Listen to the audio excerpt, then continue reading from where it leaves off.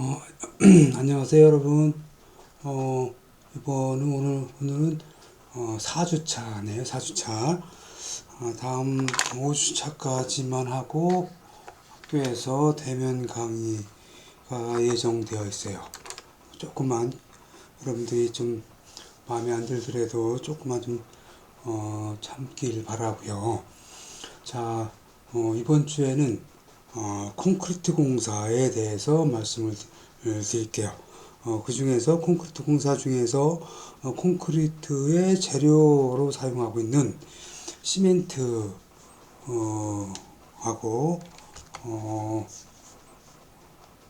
그다음에 골재의 종류하고 특성에 대해서 설명을 해드리고 그다음에 콘크리트의 종류 중에서 그다음에 혼화 재료, 그다음에 콘크리트 배합 설계에 대해서 여러분들한테 설명을 해드릴게요. 먼저 콘크리트 재료 중에서 가장 중요한 시멘트의 성분 및 그 시멘트 특징에 대해서 말씀을 드릴게요. 자, 시멘트는 여러분이 잘 알다시피 공장에서 시멘트를 생산을 하죠. 시멘트 공장에서 물과 혼합하면은 시간이 지남에 따라서 이게 물하고 섞이면 이렇게 딱딱하게 굳어지죠. 이걸 우리가 수화작용이라고 해서 수화작용이라고 해요. 그래서 이건 물하고 이렇게 섞여서 딱딱하게 굳어진다 그래서 우리가 수경성이다 이렇게 얘기해요. 수경성 시멘트 이렇게 얘기해요. 자, 그 뒤에 가서 또 더 자세히 설명을 해드리기로 하고 자, 시멘트는 그럼 언제부터 사용을 했느냐? 시멘트는 실질적으로 시멘트에 지금 우리가 사용하고 있는 시멘트는 포틀랜드 시멘트라 그래서 한 200년 전에 영국에서 그 포틀랜드 시멘트가 개량 만들어지기 시작해가지고 이제 지금까지 우리가 사용하고 있는 거고 그 이전에도 우리가 시멘트하고 비슷한 그런 물질을 사용을 했죠. 즉 우리가 그 서양 문화 중에서 이집트 문명 있죠. 4대 문명 중에서 그 이집트 문명에 보면은 여러분들 그 피라미드라든가 뭐 이 돌로 그 거대한 그 시설물들을 축조된 거를 우리가 지금까지도 볼 수 있어요. 그럼 그게 그 이런 접착제가 없이 어떻게 이루어졌겠어요? 뭔가 접착제를 썼겠죠. 그래서 그 접착제는 어떤 걸 썼냐면은 시멘트의 주 성분이에요. 시멘트의 주 성분인 석회하고 석고를 혼합해서 그것도 마찬가지로 물로 섞어서 사용을 했다. 이때부터도 이미 시멘트하고 같은 주성분을 사용해서 사용을 했다. 이렇게 보시면 돼요. 또 그리고 이제 이집트 시대를 지나서 그리스 문명, 에게 문명이라고 뭐 그렇게 얘기하죠. 이때도 뭐 파르테논 신전이라든가 무슨 뭐 여러 가지 큰 대규모 석조 시설물들이 많이 지어졌어요. 마찬가지 로마 시대 때 마찬가지고 그때도 이제 그리스 시대 같은 경우는 석회에다가 산토리닉을 혼합해서 사용을 했고 로마 시대 때도 석회에 포졸란을 섞어서 사용을 했어요. 사실 우리나라도 예전에는 석회를 사용을 했어요. 석고라든가 이런 걸. 그래서 한옥에 보면 벽에 그 한옥에 미장용 재료로서 석고 플라스터 뭐 이런 걸 좀 사용을 하기도 했고, 또 그 무덤에 보면은 무덤에 관 주변에다가 흙하고 석회하고 섞어서 물이 스며들지 않도록 예전부터 사용을 하긴 했었어요. 그래서 그 아주 오래전부터 우리가 석회를 사용을 해왔다. 이렇게 여러분들이 이렇게 하시면 되겠고, 그 1824년에 영국의 벽돌공인 조셉 아스틴이라는 사람이 인조석 제조 방법의 개량이라는 특허를 내서 그때부터 현대 시멘트, 지금 우리가 사용하고 있는 시멘트가 본격적으로 생산이 됐다. 이렇게 그냥 이렇게 보시면 될 것 같아요. 자, 그러면은 시멘트의 성분은 어떤 것들이 있느냐? 이런 성분이 있는데 주성분은 산화칼슘 CaO가 주성분이에요. 요게 이제 석회 성분이에요. CaO라는 게. 그래서 요게 63% 제일 높죠. 그 다음에 이산화탄소라고 해서 SiO2. 요게 이제 요거. 그 다음에 산알루미늄. 요게 이제 주성분인데, 뭐 거의 대부분의 성분은 산화칼슘이라고 해서 석회석이 주성분이다. 그 위에 이제 시멘트의 종류에 따라서 거기에 이제 뭐 알루미늄을 얼마나 넣고 마그네슘 얼마나 들어가고 그건 이제 성분에 들어가는 것에 따라서 이게 이제 뭐 빨리 굳는 시멘트냐 늦게 굳는 시멘트냐 이렇게 종류가 달라져요. 그래서 여러분들 이걸 뭐 다 깊게 외울 필요는 없고 CaO가 주성분이다.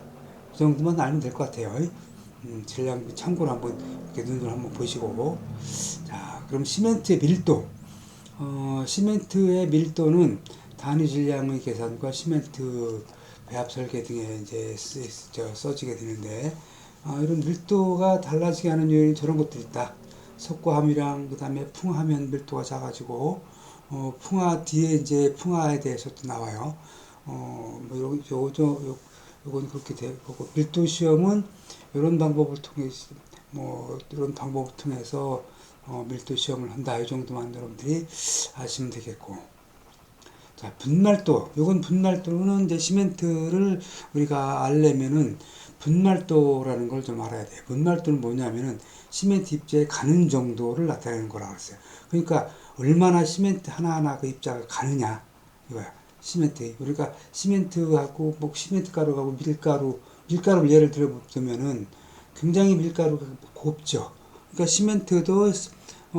시멘트 그 가루가 얼마나 곱냐 이거를 나타내는 게 분말도다. 그래서 분말도가 높으면은 그만큼 가루가 굉장히 아주 진짜 가늘다, 적다 이렇게 생각하시면 돼요. 분말도가 높다는 의미는 그래서 이 분말도가 높은 거는 공기하고 많이 접촉 면적이 높기 때문에 뭐 풍화하기가 쉽다든가 또 조기 강도가 크고 워커빌리티는 이제 작업성이라고 우리가 그렇게 얘기해요. 그 다음에 뭐 또 수화 반응이 빨라진다 그랬지. 수화 반응이 빨라진다는 거는 물하고 섞었을 때 반응이 빨리 반응을 해서 빨리 조기 강도를 발현을 한다. 이렇게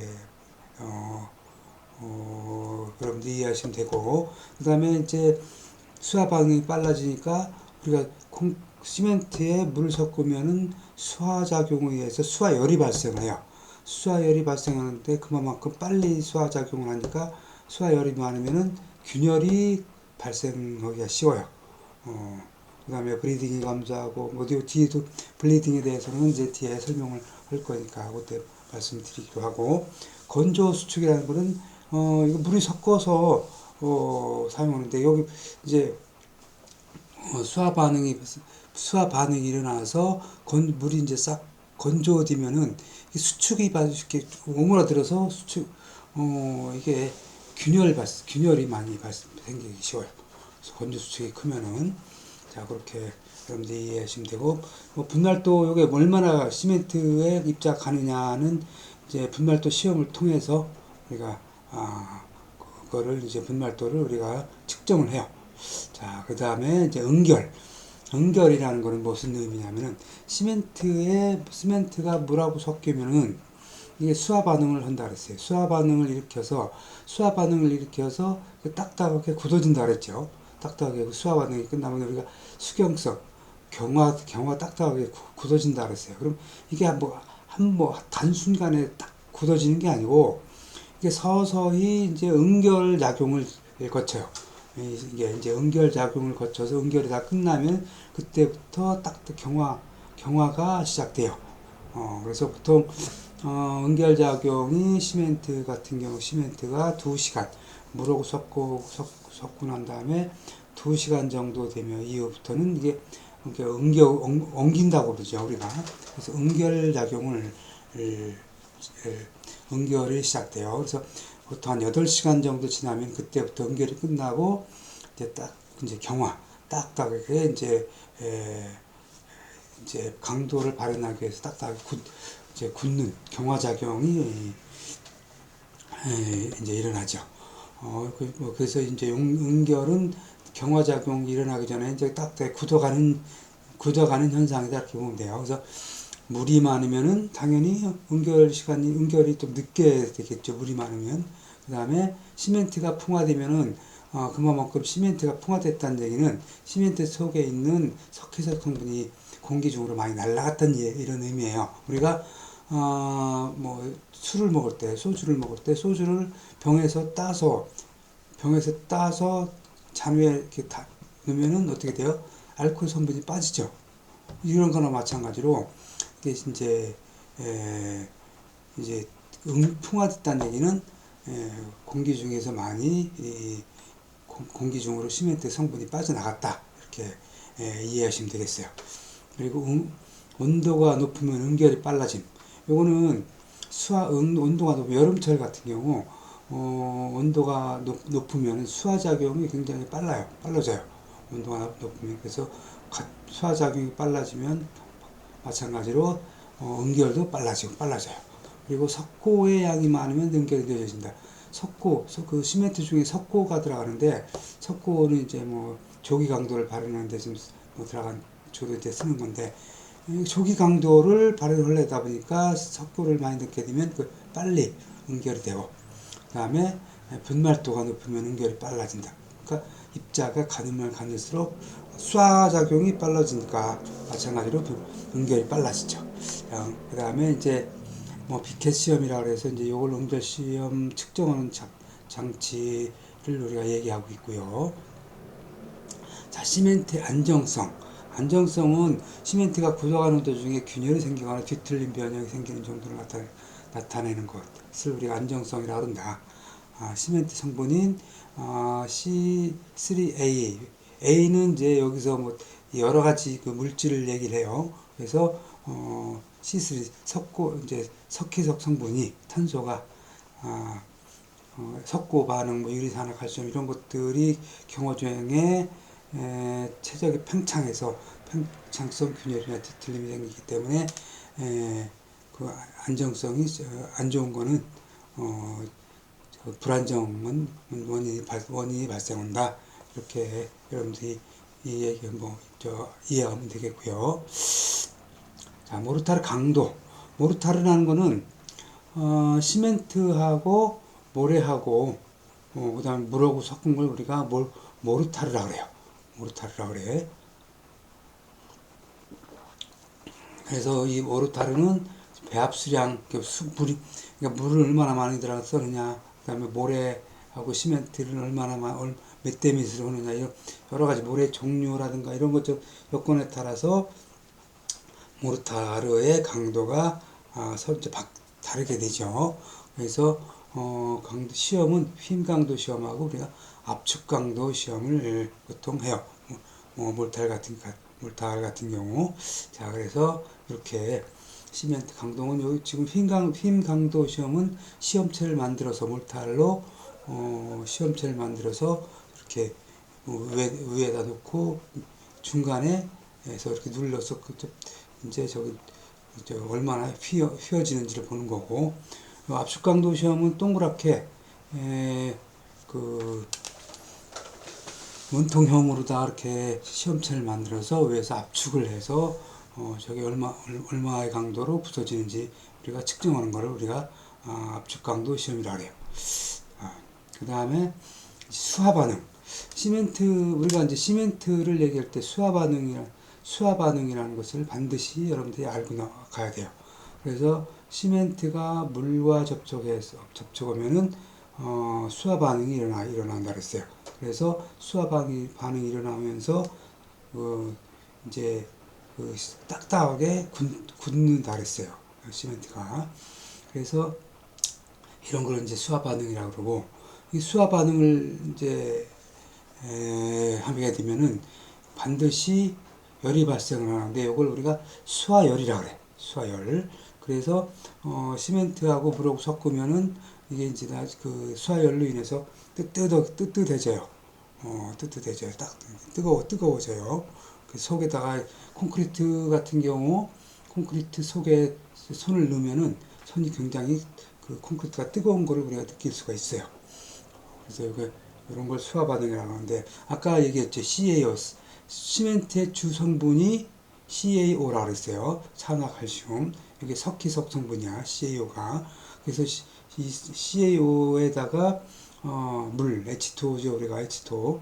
이 H2O하고 섞으면은 수산화칼슘이라는 게 생기는데, 수산화칼슘이 생기고 아까 말씀드린 것처럼 수화열이 발생을 해요. 수화열이 발생을 해요. 그래서 요거는 이제 수화 반응이라 그래. 예, 수산화. 그래서 수산화칼슘은 어떤 성분이 있느냐? 이제 굉장히 강알칼리성 성분이 수산화칼슘이야. 우리가 물리시간 고등학교 다닐 때 물리 시간에 화학 시간에 강산성 물질, 알칼리성 물질 우리가 그렇게 배웠죠.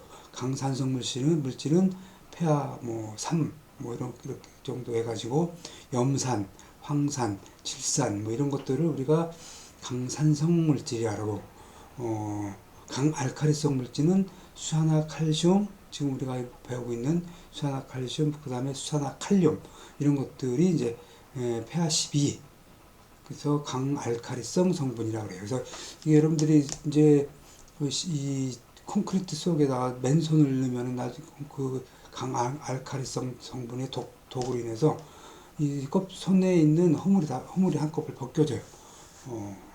이렇게 벗겨져. 굉장히 이게 이제 물을 섞었을 때는 이게 굉장히 강알칼리성 성분을 나타낸다. 근데 이제 요 강알칼리성 성분이 철근의 녹을 방지를 해줘요. 부동태막이라고 해서 콘크리트 속에 철근이 들어가 있으면 철근이 공기 중에서는 금방 부식이 되죠. 근데 요 콘크리트 속에 있는 수산화칼슘 성분으로 인해서 철근에 부동태막이라고 하는 막이 생기면서 그 막이 이 녹쓰는 거를 방지해줘요. 그래서 철근 콘크리트 속에 들어있는 철근은 이게 녹이 안 슬어. 그래서 50년, 100년도 우리가 건물을 사용할 수가 있는 거야. 그렇게 여러분들 이해하시면 되겠고요. 자, 풍화는 시멘트 속에 성분이 공기와 이렇게 닿았을 때 공기 중에 있는 공기 중에 이산화탄소라고 해서 이산화탄소하고 반응을 해버려요. 수산화칼슘이라는 게 반응을 해서 탄산칼슘이 물이 생기는 거를 우리가 시멘트의 풍화다 이렇게 얘기하고, 요게 이제 시멘트 탄산화 작용이다 이렇게 얘기를 하게 돼요. 그럼 이게 이산화탄소하고 반응해서 탄산칼슘이 물이 생기는데, 이게 생기면은 아까 얘기했대로 알칼리 성분이 다 없어져 버려요. 그래서 아까 알칼리 성분이 없어지면서 시멘트 고유의 그 성질이 없어져요. 그러니까 이게 안 좋은 거야. 그래서 풍화된 시멘트는 쓰면 안 돼요. 오래된 거는. 그래서 오래된 시멘트는 풍화되니까 많이 진행된 시멘트는 이런 밀도도 작고 응결도 늦어지고 강도도 늦게 나타나고 강렬 감량이 커진다 이거. 강렬이라는 거는 강렬 감량이라는 시멘트를 1000도씨로 가했을 때 시멘트가 얼마나 감량이 되느냐. 이걸 우리가 강렬 감량이라고 그렇게 얘기해요. 그만큼 시멘트 성분이 없어진다 이런 얘기야. 풍화 작용이 인해서. 그래서 시멘트를 보관할 때는 풍화 작용이 최대한 덜 일어나게 그렇게 보관을 해야 돼요. 자, 그럼 시멘트 종류는 어떤 것들이 있느냐? 아까 제가 포틀랜드 시멘트가 주로 제일 많이 사용하는 거에 포틀랜드 시멘트라고 그랬어요. 그래서 포틀랜드 시멘트가 이제 영국 포틀랜드 지방에서 맨 처음에 개발됐다 그래서 우리가 포틀랜드 시멘트라고 하는데, 포틀랜드 시멘트 중에서 그 성분을 이제 뭐 좀 그 아까 그 시멘트 성분이 쭉 있었죠.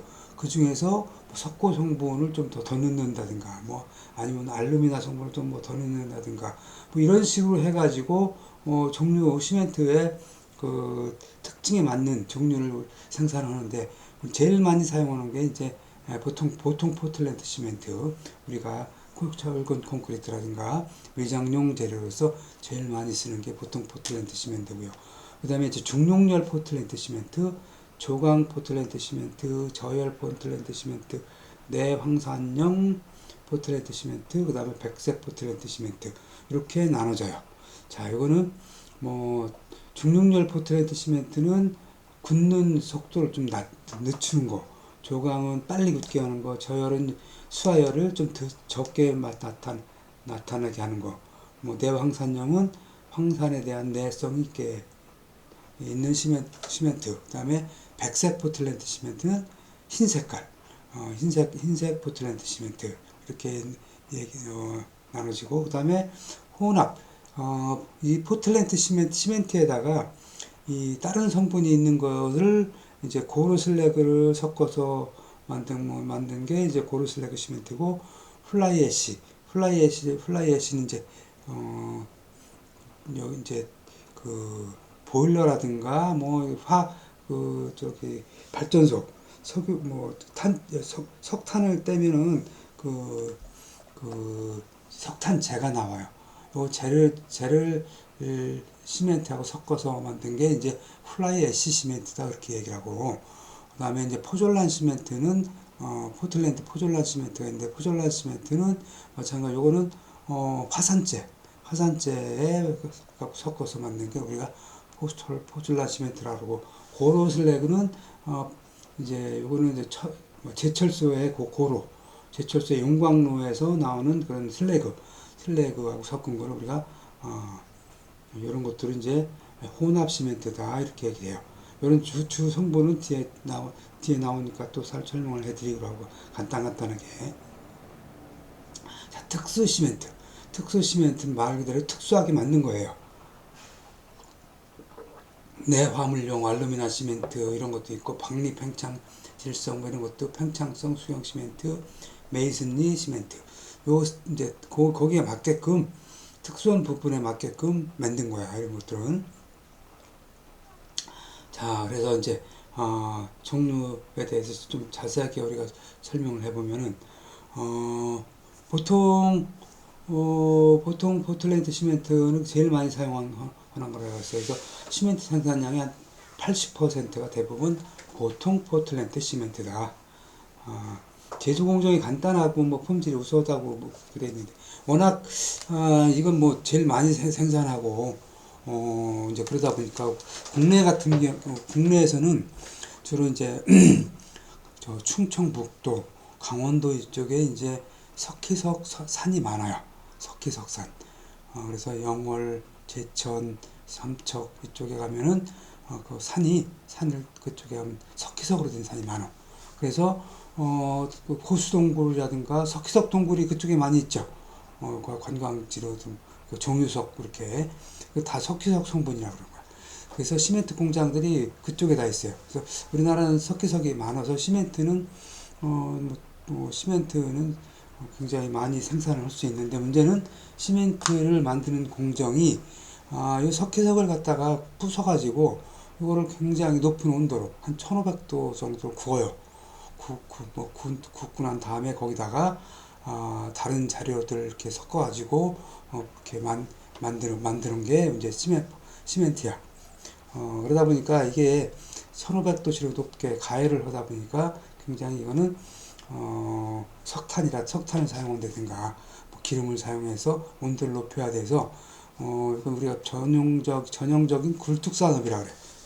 그래서 사실 선진국에서는 시멘트를 직접 뭐 많이 자기들 직접 생산하는 거를 그렇게 많이 하질 않아요. 이산화탄소 배출량도 높고 그렇기 때문에 이렇게 만드는 게 일단 보통 포틀랜드 시멘트다. 그리고 중용열 포틀랜드 시멘트는 아까 말씀을 드렸어요. 수화열을 적게, 시멘트에 물을 섞으면 수화열이 발생한다 그러는데, 요거를 이제 적게 하고 해서 장기 강도를 이제 장기적으로 강도를 발현하기 위해서 만든 시멘트다. 그래서 이런 것들은 천천히 굳기 때문에 건조 수축도 작고 좀 균열도 작고 그러다 보니까 방사선 차폐용 매스 콘크리트는 이제 두꺼운 콘크리트를 우리가 매스 콘크리트라고 그래요. 도로 포장용, 고속도로 포장할 때 보통 이것도 굉장히 한 30cm씩 이렇게 두껍게 이렇게 하죠. 이런데 사용을 해요. 그리고 여름철 서준 콘크리트는 여름철에 타설하는 콘크리트를 서준 콘크리트라고 그러는데 이런 때 이제 사용을 해요. 여름철에 날씨가 더우니까 빨리 굳으니까 이건 이제 천천히 굳으라고 빨리 굳지 말고 그렇게 해서 사용하는 것들이 이제 중용열 포틀랜드 시멘트다. 요거의 반대는 조강 포틀랜드 시멘트라고 해요. 그래서 빨리 굳게 하는 거. 조기강도 금방 굳게 하는 거.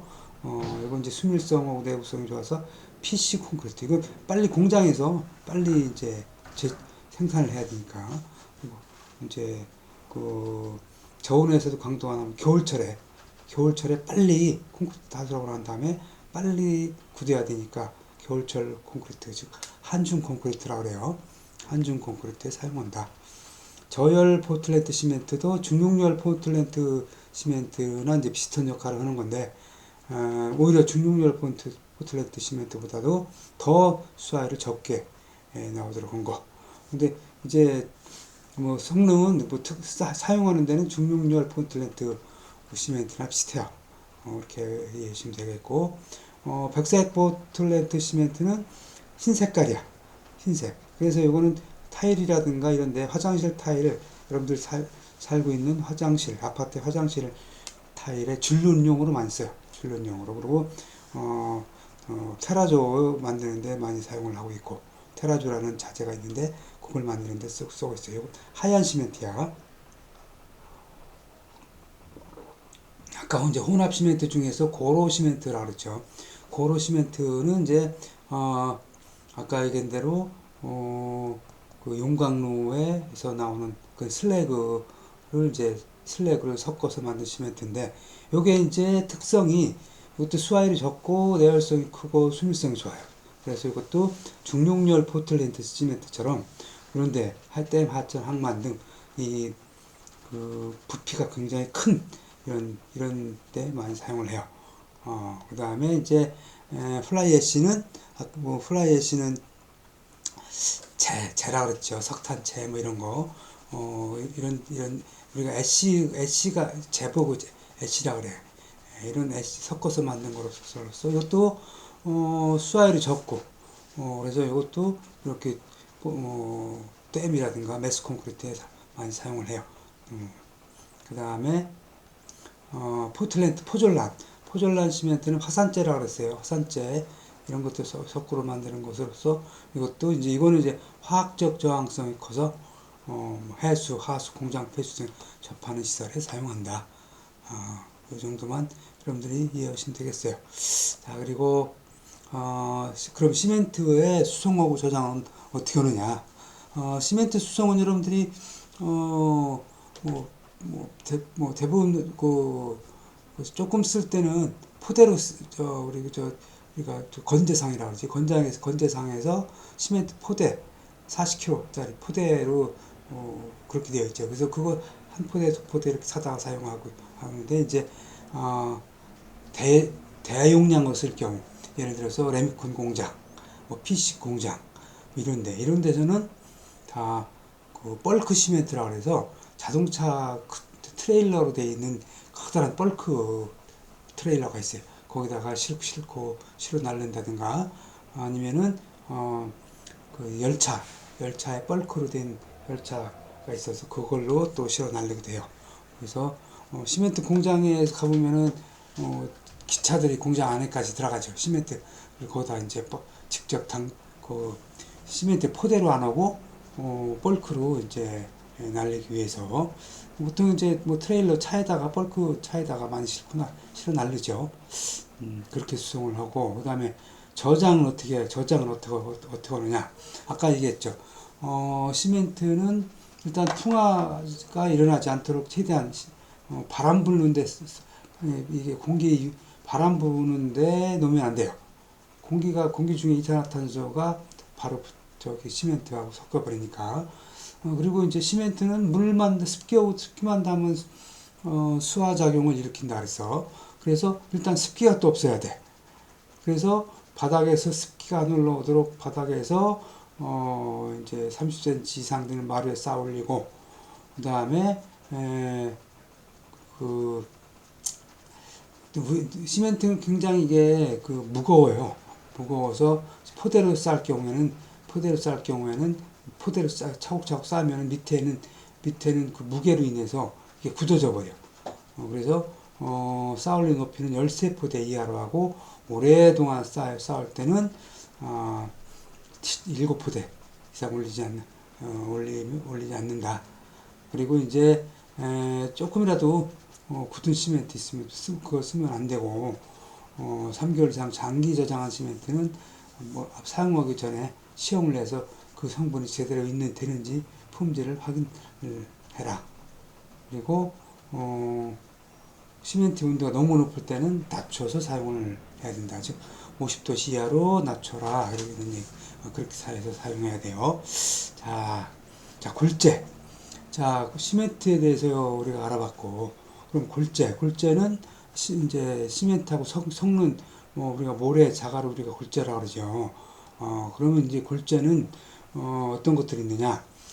골재는 모르타르 또는 콘크리트 만들기 위해서 시멘트 및 물과 혼합하는 모래, 그 다음에 우리가 부순 모래인데 자갈을 부숴가지고 만든 모래, 그 다음에 그 다음에 부순 돌, 뭐 이런 것들이 이제 골재라고 그렇게 얘기해요. 그래서 이제 뭐 콘크리트나 뭐 몰타르 같은 경우 다 대부분 이 골재가 차지하고 있죠. 그래서 이 골재가 좋고 나쁨에 따라서 콘크리트나 모르타르의 강도가 제대로 나오느냐 안 나오느냐, 품질이 제대로 나오느냐 안 나오느냐, 이 영향을 굉장히 크게 미치죠. 자, 이런 걸 우리가 골재라고 그런다. 자, 굵은 골재는 뭘 보고 굵은 골재라고 하느냐? 우리가 자갈이라고 하는 걸 일반적으로 자갈을 굵은 골재라고 하는데, 그러면 자갈 크기가 어디까지냐? 우리가 어디까지냐 이렇게 따질 때 채는 우리가 이렇게 모래라든가 자갈을 이렇게 고를 때 이렇게 채로 된 망을 근데 위에다 놓고 이제 밑으로 빠져나가는 거, 뭐 위에 남는 거 이렇게 할 때 5mm 채를 가지고 그 위에 90% 이상 남는 거는 우리가 자갈이라고 그러고 그 5mm 채를 통과하고 또 0.08mm 채 남는 골재를 우리가 모래라고 그래요. 그러니까 5mm를 기준으로 해서 5mm보다 크면은 자갈이라고 그러고 5mm보다 적으면은 모래라고 그러는데 0.08mm보다 더 적으면 어떻게 되겠어? 이거는 모래라기보다도 흙에 가깝죠. 그래서 이런 거는 0.08mm보다 더 적으면 우리는 이런 거 쓰면 안 된다. 흙에 가깝다. 이렇게 여러분들이 이해하시면 돼요. 자, 콘크리트 골재가 갖춰야 될 성질. 이 골재, 모래 자갈이 갖춰야 될 성질은 깨끗해야 되겠죠. 이상한 흙이라든가 썩은 유기물이 들어가면 안 되겠죠. 불순물이. 그 다음에 이제 그만큼 단단해야 되겠죠. 내구성이 클 것. 이렇게 자갈이 금방 깨진다든가 이런 거 쓰면 안 되겠죠. 그 다음에 알이 동글동글하고 동글동글해야 돼.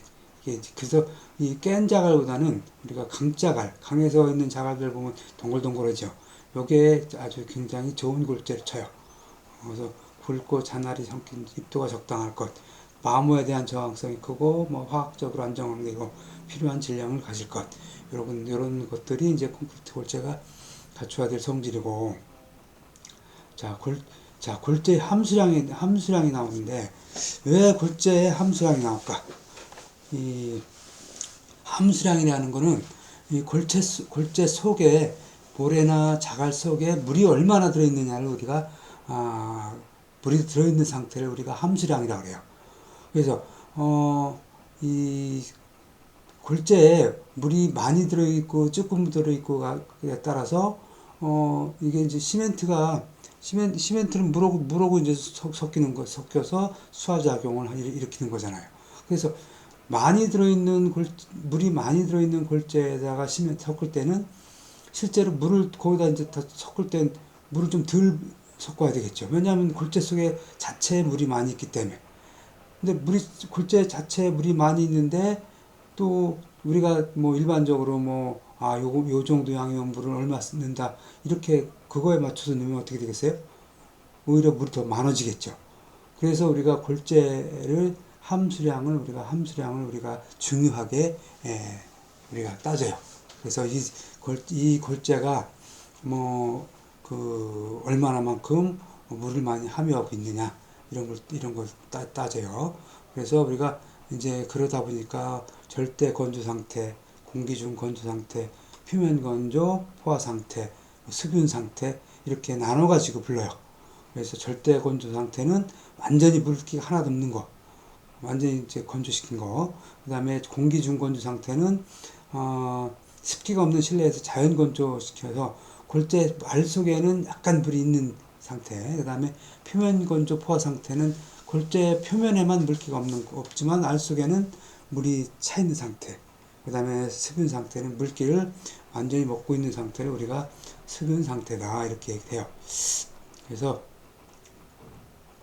함수량의 기준 상태는 표면 건조 포화 상태를 이거를 기준으로 해서 우리가 그 배합 설계도 하고 그래요. 배합 설계 시에는 표면 건조 포화 상태. 그러니까 겉 표면에는 말랐는데 속에는 물이 있는 상태. 그래서 이제 콘크리트 배합에서는 시방 배합을 현장 배합을 고칠 때는 그러니까 시방 배합은 이제 이론상 배합인데 실제로 현장에서 모래나 자갈 속에 함수량이 어느 정도 있느냐에 따라서 혼합수량을 조정을 해야 돼요. 그래서 이제 우리가 절대 건조 상태, 공기 중 건조 상태, 표면 건조 상태, 수분 상태 이렇게 나눠진다 그랬어요. 그래서 이건 기본 함수량, 저는 이제 절대 건조 상태에서 공기 중 건조 상태가 되기까지 흡수한 수량. 이렇게 표를 이렇게 해놨으니까 이걸 함수량이라는 건 절건 상태하고 수분 상태 하고의 그 총 함수량이라고 할 때 이렇게 나눠지니까 한번 이거는 이제 시험 문제에 자주 나오는 거니까 이해하면은 좀 충분히 풀 수 있으리라고 생각을 해요. 이거는 한번 좀 여러분들이 보고 가기로 하고 그 다음에 이제 표면 수량, 흡수량 그런 것들도 한번 보기 여러분들이 이제 이해하기로 가기로 하고. 자, 그러면 골재의 이평이라는 거는 골재의 생김새를 우리가 이평이라고 그래요.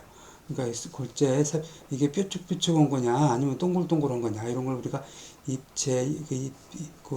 이평 형태 우리가 이평이라고 그래요. 그래서 요 골재 이평은 아까 얘기했죠. 동글동글한 게 제일 좋은 거다. 정육면체라고 돼 있는데 아주 동그랗게 진짜 구슬처럼 그렇게 될 수는 없잖아요. 일단 그래서 동글동글한 게 제일 좋은 거다. 그 동글동글한 게 제일 공간도 제일 조금 차지해요. 그 공간이 조금 생긴다 이거죠. 여기 보면은 그림이 이렇게 표기되어 있죠. 이렇게 이평이 깨진 거 우리가 이제 쇠석이라고 그러는데 우리가 이제 깬 자갈을 우리가 쇠석이라고 하는데요. 깬 자갈 같은 경우는 이렇게 이평이 모났죠. 그래서 이평이 좋은 골재는 강모래가 좋다. 이렇게 여러분들이 그렇게 알고 있으면 돼요. 자, 일반적으로 이평은 실정률로 사용되면 실정률이라는 게 말 그대로 이 골재와 골재 사이의 공간이 얼마나 많고 적으냐. 실정률이 높으면 공간이 적은 거고 실정률이 낮으면은 공간이 많은 거고. 그러니까 공간이 많게 되면 어떻게 되겠어요? 모래나든가 물이 많이 들어가겠죠. 이렇게 그러니까 그만큼 내구성이라든가 뭐 강도도 떨어지게 되고, 이제 이런 걸 우리가 골재 입형은 이런 게 또 좋다. 그 다음에 실적률이 이제 공간이 얼마나 많냐 적으냐라고 그랬죠. 실적률이 크다는 얘기는 공간이 골재와 골재 사이 공간이 적은 거죠. 그래서 이런 게 뭐 적다 보니까 시멘트도 덜 들어가고, 그다음에 물을 좀 덜 넣어도 되고, 하여간 여러 가지 좋아요. 강도, 수밀성, 내구성, 내막성이 커져. 근데 이제 실제로 강물의 강자갈은 거의 없어요. 왜냐하면은 우리나라 같은 경우 뭐 물론 강 파면 아직은 나오겠지만 강마다 다 파재끼면은 뭐 완전히 강이 남아있질 않겠죠. 그래서 다 지금 우리나라는 콘크리트 사용할 때 석산, 그러니까 산에서 돌을 캐서 돌을 부숴서 이렇게 깬 자갈을 많이 사용을 해요. 깬 자갈, 깬 모래를. 자, 골재 입도. 입도는 이제 굵고 뭐 이제 굵고 잔날이 섞여져 있는 정도를 우리가 입도라고 그렇게 얘기해요. 그래서 골재 입도는 콘크리트를 경제적으로 만들기 위해서 골재의 성질 중에서 가장 중요하다. 골재 입도가 알맞은 골재를 사용하면 공급을 최소로 감소시켜야 된다. 그러니까 그 실적률을 최소로 실적률을 높이기 위해서는 골재 입도가 아주 중요하죠. 그러니까 큰 골재가 있고 큰 골재 사이사이에 이 잔골재들이 충분히 들어가서 공간이 최대한 없도록 하는 게 제일 좋은 거죠. 자, 이런 걸 우리가 입도라 그런다. 그 다음에 골재, 뭐 조립률이 있는데 이건 뭐 복잡하니까 이건 한번 요거 잔골재는 2.3에서 3.1, 굵은 골재는 6에서 8 정도가 좋다. 이 정도만 알고 있으면 되겠어요. 자, 골재의 치수는 콘크리트를 얘기해요. 콘크리트의 굵은 골재. 모래 같은 경우는 치수가 가느니까 그건 큰 의미는 없는데, 콘크리트 같은 경우는 골재가 너무 크면은, 거푸집 속에 들어가지 않고, 철근과 철근 사이 끼워지지도 않고, 그래서, 거기에 맞춰야 돼. 그래서 골재의 최대 치수, 그러니까 자갈이 얼마나 큰 자갈을 쓰냐. 그래서 많이 큰 자갈을 쓰면은 이게 재료 분리가 생기기 쉬워요. 재료 분리라는 거는 굵은 골재는 굵은 골재대로, 모래는 모래대로, 자갈은 자갈대로 이게 골고루 섞여야 되는데 이게 분리가 되는 현상을 우리가 재료 분리라고 그래. 콘크리트에서. 그 다음에 골재 치수가 커질수록 이제 증가를 하는데 재료 분리가 생기다 보니까 더 안 좋아요. 그리고 골재질이 너무 크면 부착 면적이 감소와 내부 응력 증가로 강도가 낮아진다. 그래서 구조물 종류에 따라서 굵은 골재 최대 치수는 우리가 제한하고 있어요. 그래서 보통 25mm를 25mm 골재를 사용해요. 이렇게 제한을 하고 있어. 자, 알카리 골재 반응. 알카리 골재 반응은 알카리성 골재라고 있는데, 이런 알카리성 성분이 들어있는 골재 같은 경우는 이게 콘크리트를 사용을 하면 이게 나중에 이게 그 알카리 골재 반응으로 인해서 균열이 발생을 해요, 콘크리트에. 그래서 이 알칼리 골재 반응은 우리가 알칼리 반응성 골재에서 일어나는 이런 반응을 우리가 균열이 발생하는 이런 반응을 우리가 알칼리 골재 반응이라고 그런다. 뭐 실리카, 뭐 탄산염암, 뭐 실리케이트 이런 것들이 있는데 이것까지는 여러분들이 굳이 뭐 자세하게 할 필요는 없고, 그냥 알칼리 골재 반응에 대해서 이렇게 여러분들이 알고 있으면 될 것 같아요. 자, 골재 종류는 아까 얘기했죠. 강모래, 강자갈. 이걸 하천 골재라고 그러는데, 거의 예전에는 이걸 사용을 했는데 지금은 거의 사용을 않는다. 왜냐하면 강을 파재 끼면은 그 속에 뭐 환경이 완전히 이제 안 좋아서 뭐 물고기라든가 이런 게 살 수가 없죠.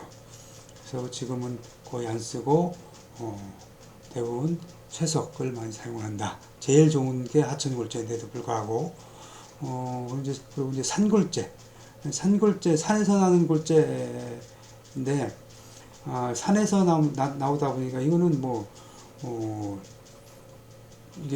이게 깬 자갈 아닌 다음에는 산에서 나는 골재는 주로 이제 마사토라든가 뭐 이런 것을 쓰는데 이런 것들은 흙이 많이 섞여 있죠. 그래서 흙이 많이 섞여 있어서 산골재 쓰는 건 저도 못 봤어요. 자, 그래 바다골재는 바다에서 채점 골재인데 주로 이제 바다모래를 많이 사용을 하죠. 바닷속에 있는 모래를 이제 건져내는 거야. 그러다 보니까 이제 여러분들 해수욕장 있는 모래가 많이 없어지기도 하고 또 문제는 이제 바다모래 같은 경우는 그 바닷물이 짜잖아요. 소금기가 있잖아. 그래서 바닷모래는 이 염분으로 인해서 콘크리트 속에 사용하면은 그대로 사용하면은 콘크리트 속에 있는 철근이 염분으로 인해서 녹슬어 버려요. 그럼 철근 콘크리트로서 역할을 못하죠. 그러다 보니까 이거는 바닷물에는 물을 뿌려갖고 염분을 없애고 난 다음에 사용을 해야 돼요. 그러니까 지금 국내에서 사용하는 모래는 대다수가 바닷모래를 사용을 하고 있어요. 바닷모래를 갖다가 물로 씻어서 염분을 이제 제거하고 사용을 하고 있죠. 그래서 이 염분이 이제 콘크리트에 미치는 영향은 워커빌딩 작업성도 나빠지고 내구성도 감소되고 가장 큰 문제는 철근을 부식을 시킨다. 이게 이제 가장 큰 문제죠. 이렇게 한번 읽어보시길 바라고. 자, 부순골재. 부순골재가 아까 이제 쇠석이라고 했어요. 산에서 암을 캐서 크러시아라고 하는 그런 그 장비로 자갈을 깨요. 자갈을 깨서 그걸 골재로 사용을 하는데 지금 우리나라에서 제일 레미콘 자갈로 제일 많이 사용하는 게 부순골재예요. 그래서 이건 현무암, 안산암, 사암 이런 그 원석을 크러시아로 부수어서 사용을 한다. 이제 콘크리트 입도가 좋지 않고 석분이라는 돌 가루를 우리가 석분이라 그래. 석분이 섞여서 콘크리트에 나쁜 영향을 주는데 입형이 뭐가 나서 단위 수량도 증가하고. 근데 없어. 그리고 없다 보니까 할 수 없이 이걸 제일 많이 사용을 하고 있어요. 그래서 이 석분이 돌 속에 있는 돌가루를 우리가 석분이라고 하는데 이 돌가루가 많으면은 단위 수량도 증가하고 블리딩이라는 현상이 있는데 이거는 감소한다. 그리고 수축전이 발생기고 초결과 종결이 빨라진다. 빨리 굳고 빨리 굳는다는 얘기예요. 그리고 강도도 떨어지고 좀 생각 좋은 건 아니야. 석분이. 자, 고로슬래그 골재. 고로슬래그는 혼합 시멘트에도 고로슬래그 시멘트가 있다 그랬죠. 고로슬래그는 용광로에서 생성하는 그 슬래그, 우리가 슬래그라고 그럴 슬래그인데 요걸 이제 깨가지고 요것도 이제 골재를 사용을 해요. 요게 이제 냉각되면 품질이 좋은 아주 새석이 얻어진다. 그래서 요거를 근데 이제 구멍이 많이 뚫려 있어. 이게 구멍이 많이 뚫려 있어서 여러분들 본 사람도 있었겠지만 이제 직접 여러분들 보면은 여기 이제 용광로에서 나오는 성분들이 찌꺼기들이 이제 찌꺼기들이 돼갖고 구멍도 많이 뚫려 있고 그래요. 그래서 요것도 지금 요거는 주로 이제 콘크리트형보다는 도로 밑에 도로 포장공사 전에 많이 사용을 해요. 이런 것들은. 경량골재는 가벼운 골재를 우리가 경량골재라고 그러고, 중량골재는 이제 중정석, 갈철광, 주로 이제 철광석 계통을 우리가 중량골재라고 해서 이거는 방사선 차폐연공에 사용을 해요. 그래서 이것들은 이제 원자력 발전소 많이 사용을 하죠. 중량골재는. 자, 이렇게 해서 이제 골재에 대해서, 시멘트하고 골재에 대해서 알아봤고, 그 다음에는 이제, 콘크리트와 시멘트에 사용하는 물에 대해서, 물과 이제 혼화 재료에 대해서 알아보도록 그렇게 할게요. 자, 그럼 물은 어떤 물을 사용하냐? 시멘트하고 사용하는 물은, 시멘트하고 사용하는 물은 일반적으로 우리가 먹는 수돗물이 제일 좋아요. 수돗물이. 그래서, 근데 수돗물이 비싸잖아. 수돗물, 다 전부 사서 사용하는 건데, 조금 이렇게 우리가 집에서, 가정에서 사용할 때, 쓸 때는, 수돗물을 사용을 하지만, 예를 들어서 레미콘 공장 같은 경우, 아니면 수돗물이 없는 경우도 있잖아. 지방이라든가 이런 데서, 어, 작업을 할 때는. 이런 때는 뭔가 물을 사용을 해야 되겠죠.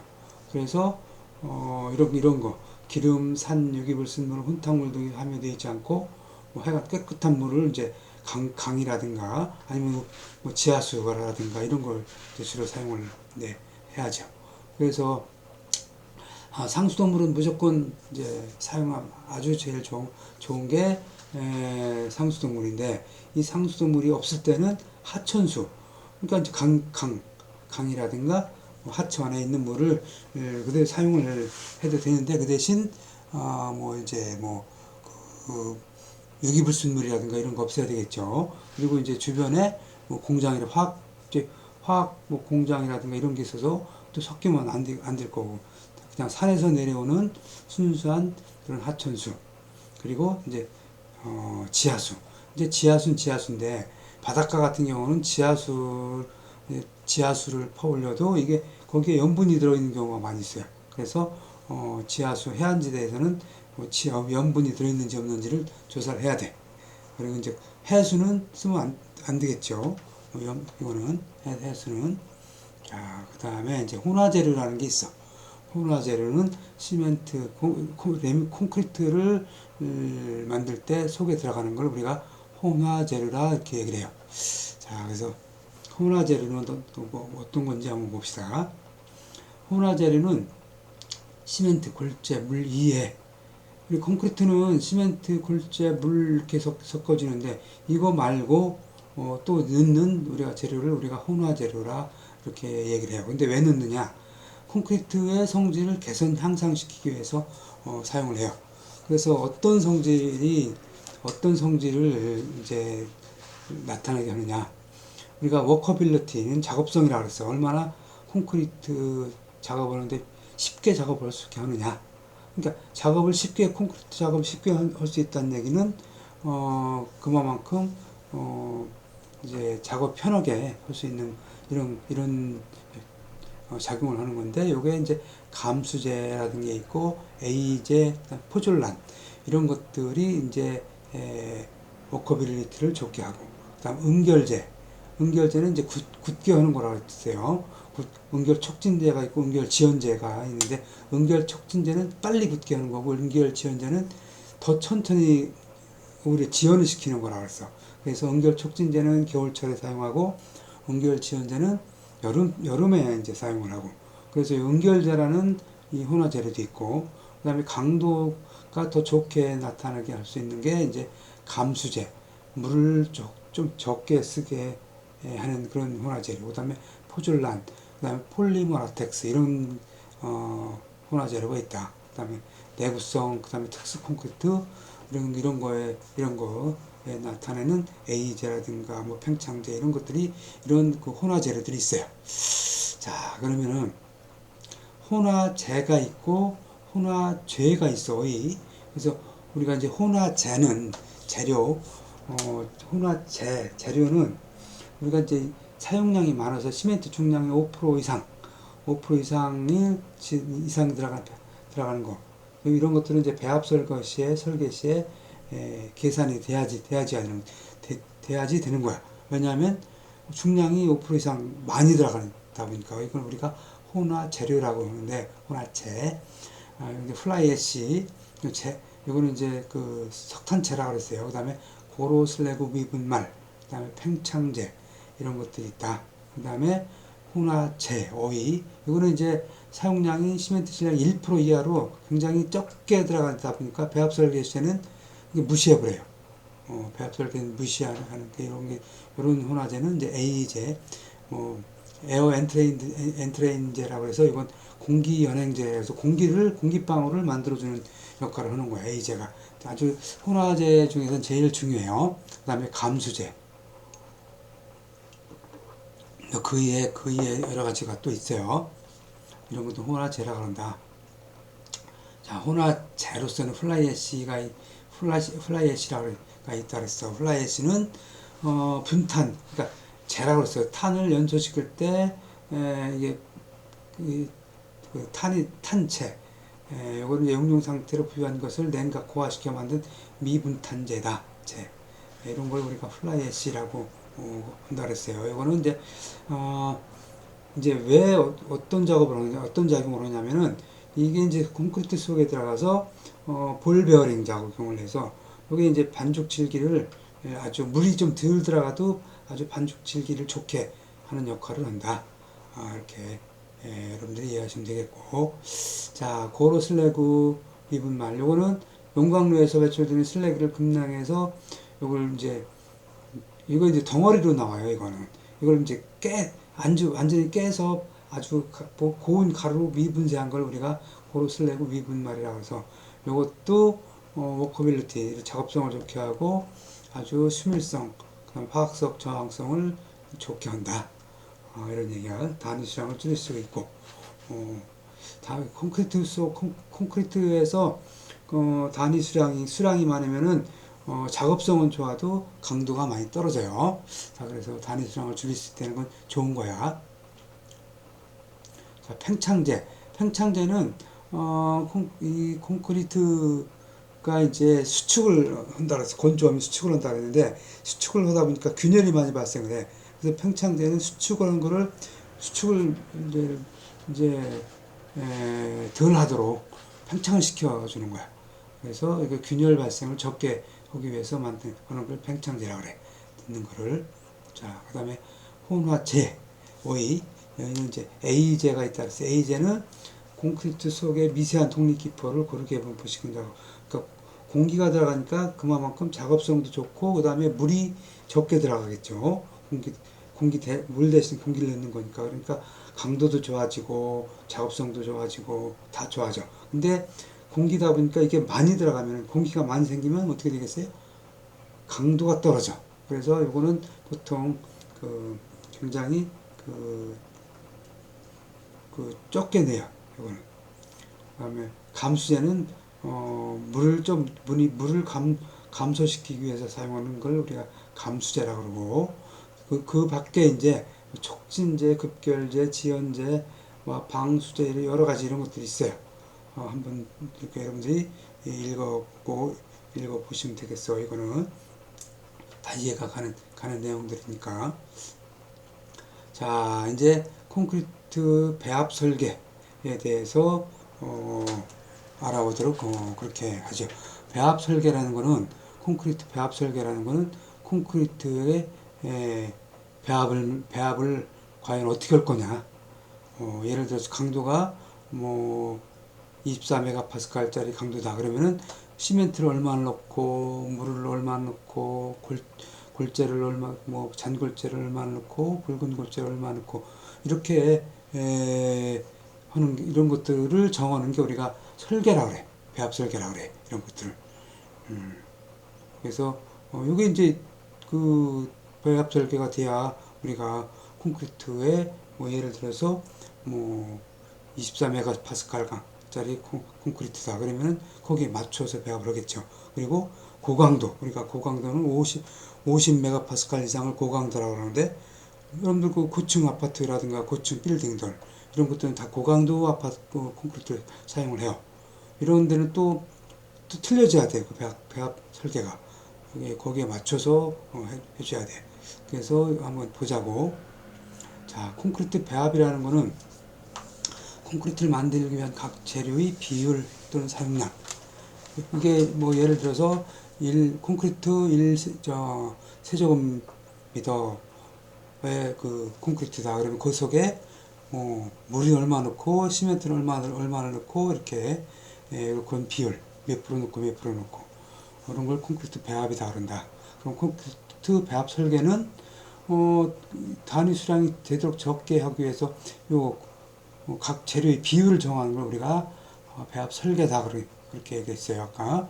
자 그러면은 우선 배합 강도에 대해서 우리가 이제 알고 가야 되겠지. 먼저 설계 기준 강도라는 게 있어요.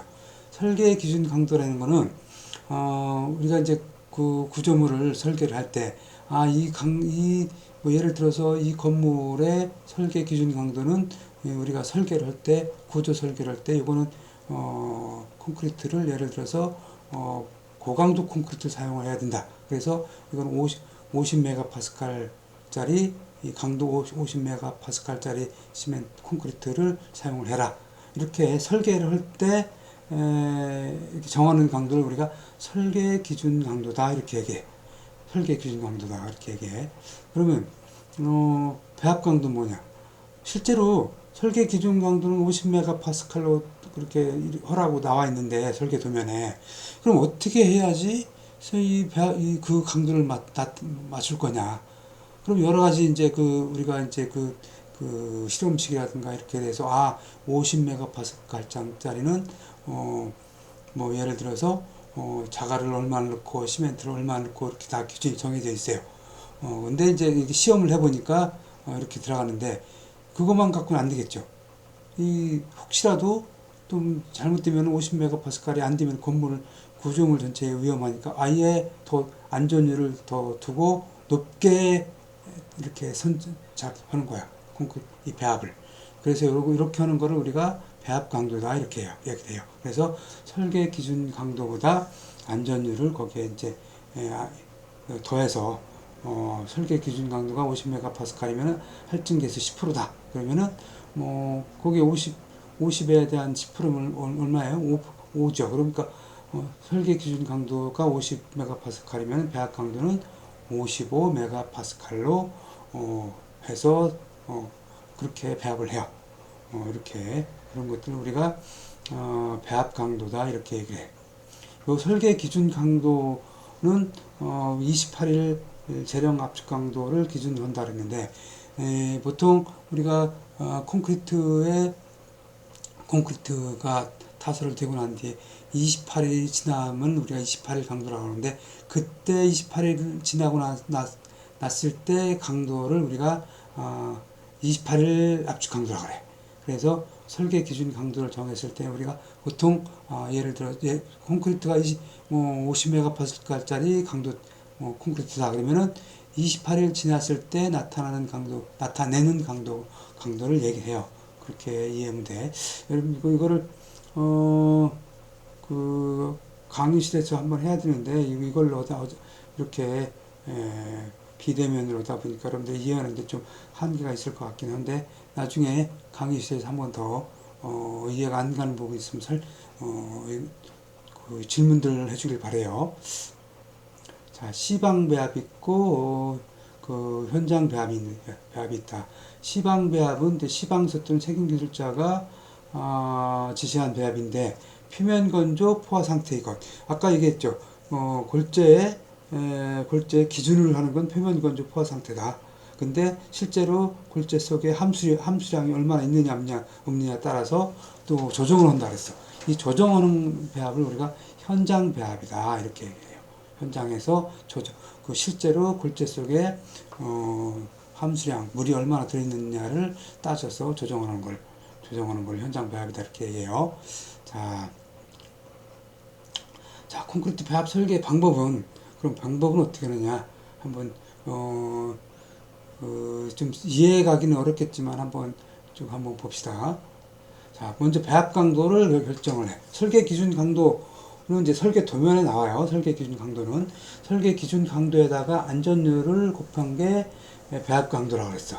그래서 배합 강도는 예를 들어서 설계 기준 강도가 50메가파스칼이면은 이 배합 강도는 우린 배합 강도를 그럼 55메가파스칼로 하자 해가지고 이제 그거에 맞춰서 우리가 이제 그러면 예를 들어서 그 자갈은 얼마 넣고 모래는 얼마 넣고 뭐 시멘트는 얼마 넣고 이게 이제 이걸 결정을 하는 거야.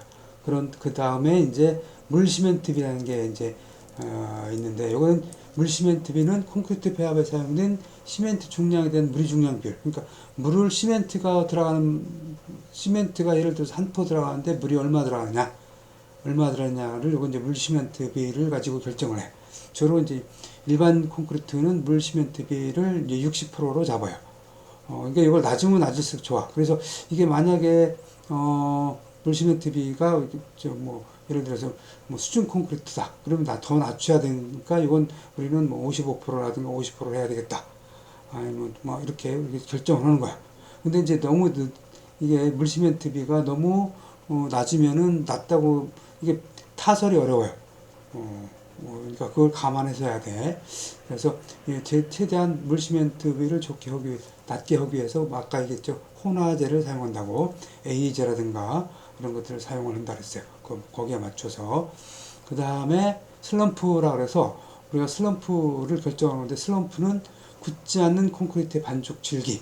그러니까 이제 시멘트하고 이거 콘크리트를 비벼놓은 상태, 굳기 전 상태가 얼마만큼 이제 지르냐, 그걸 이제 측정하는 거를 우리가 이제 슬럼프라 그래. 그래서 여기 사진에서 보는 것처럼 이렇게 원총으로 된 깔때기 속에다가 콘크리트를 다져서 넣고 요거를 싹 들어 올렸을 때 얼마만큼 무너지느냐. 여기 이제 무너지는 거를 우리가 이제 여기 사진에서 보죠. 여기 얼마나 내려갔는지를 확인하죠. 이렇게 해서 슬럼프치를 결정을 해. 요거 이제 여기 슬럼프치가 너무 또 묽으면은 이게 이제 물이 많이 사용된 거고, 또 너무 적으면은 이게 덜 무너지겠죠. 그러다 보면 작업성이 또 떨어지고, 그래서 이것도 잘 맞춰서 해야 돼요. 그래서 이건 보통 한 12에서 15cm 정도짜리를 보통 써요. 슬럼프치는. 그 다음에 이제 이렇게 묵은 콘크리트 같은 경우는 뭐 50에서 뭐 15cm다. 일반적인 거는 보통 이제 80에서 150, 60에서 120인데 보통 15를 써요. 왜냐하면은 보통 타설할 때 펌프칼을 사용하기 때문에 펌프칼을 사용하게 되면은 이 슬럼프 값이 많이 이제 낮으면은 펌프카가 작업을 못해. 그래서 12에서 15 정도를 쓴다. 여러분들이 이해하시면 되겠어요. 그다음 A 공기량. A제는 얼마나 넣을 거냐? A제를 혼합해서 공기량을 4에서 5% 정도로 해라. 요거 이상 가면은 강도가 아까 얘기대로 A제가 너무 많이 들어가서 공기량이 이거 이상 발생하면은 강도가 떨어진다 그랬어요. 그래서 작업성하고 이런 봤을 때 요거 정도가 딱 좋더라. 이렇게 A 공기량을 결정하고, 그 다음에 굵은 골재 최대 치수를 결정. 굵은 골재 최대 치수가 굵은 골재 우리가 자갈 치수가 큰 걸 쓰면 아까 뭐라 그랬어요? 큰 걸 쓰면은 재료 분리가 일어난다 그랬어요. 재료 분리가 일어난다 그랬어요. 그래서 최대 치수를 결정을 할 때 보통 부재 최소 치수의 5분의 1. 그러니까 이제 뭐 예를 들어서 뭐 벽체다. 그러면 뭐 10cm짜리 벽이다. 그러면 10cm 최소 치수의 5분의 1이면 그 얼마야? 2cm. 뭐 2cm라든가 이렇게 뭐 이렇게 이런 걸 써라 이거야. 그래서 일반적으로 굵은 골재 최대 치수는 철근 콘크리트 사용할 때는 25mm를 사용을 해요. 일반적인 25mm하고 단면이 큰 경우는 40mm다. 근데 40mm 같은 경우는 이것도 마찬가지로 콘크리트 펌프카가 작업성이 떨어져서 뭐 대부분 25mm 사용을 해요. 그리고 철근 최소 수평 간격의 4분의 3 이하. 철근과 철근 그 간격의 4분의 3 이하. 이거보다 크게 되면은 철근과 철근 사이에 골재가 안 들어가는 경우가 있어요. 그래서 요거 4분의 3 이하로 해야 되고, 묵은 콘크리트는 뭐 100mm 이하 이렇게 돼 있는데 이것도 마찬가지로 그 펌프카를 사용하게 되면 안 돼. 굵은 거를 못 써요. 그다음에 잔골재율. 그럼 굵은 골재 최대 치수가 있는데 잔골재율, 그러니까 모래는 얼마 정도 들어가면 좋은지 이제 이것도 결정을 해야 돼요. 그래서 이건 이제 아까 조립률을 갖고 따지는데 이제 그 굵은 골재가 틈이 얼마나 있느냐 이런 거 따져요. 뭐 쇠석이냐 아니면 강짜갈이냐 이런 것도 하고 이제 그 조립률을 결정해서 결정을 한다. 이게 이제 그만 모래와 자갈이 모래가 좀 적으면은 틈이 자갈과 자갈 사이에 모래가 꽉 안 채워지겠죠.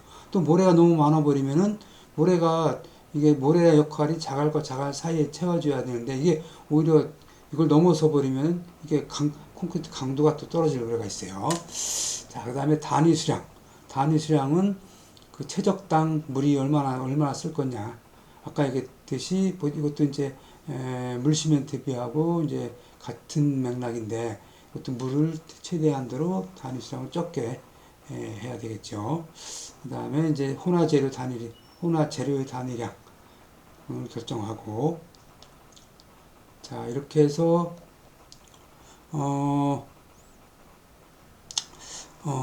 이번 주 콘크리트에 대해서 이제 그 강의를 했어요. 다음 시간에도 아마 철근 콘크리트에 대해서 강의를 하게 될 것 같아. 그래서 이번 시간에는 이걸로 마치고 다음 시간에 또 콘크리트에 대해서 다시 한번 여러분들하고 그 이제 굳지 않은 콘크리트와 굳은 콘크리트 성질에 대해서 강의를 하도록 할게요. 자, 여러분들 긴 시간 동안 수고들 하셨어요. 또 다음 시간에 또 뵙시다.